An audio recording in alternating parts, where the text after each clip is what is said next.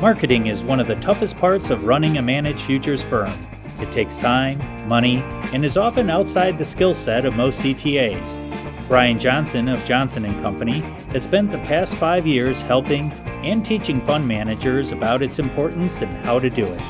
He spoke with John Lothian News at CTA Expo New York about where to start and why this may be the perfect time to tell your story.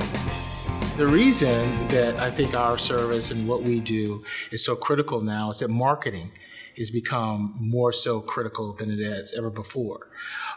There's more noise, and there are more people that are misinformed than appropriately informed. And that's all that marketing really is. It's communicating, informing, and educating people about not only your space, but who you are, what your processes are, and what your performance is like.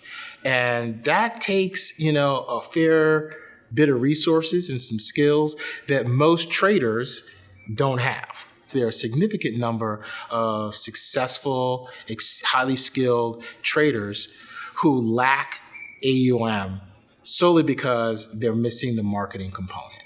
They come to the marketing kind of challenge and believe that marketing and fundraising are synonymous. First of all, they're not. They're two separate and distinct kind of activities. And because they believe that they're synonymous, they think that all they have to do is put up numbers, performance, and then the world's going to be the path to their door.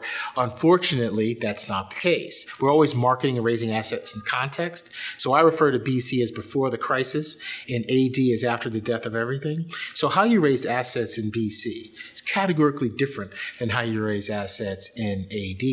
So in BC, it was all about performance and pedigree, and in AD, it's more so about what are your enterprise-wide processes? What's the process behind the performance?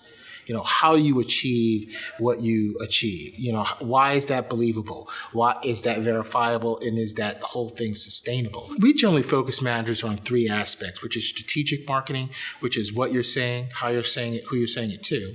And then that flows into tactical marketing, which is execution, getting in front of the right people.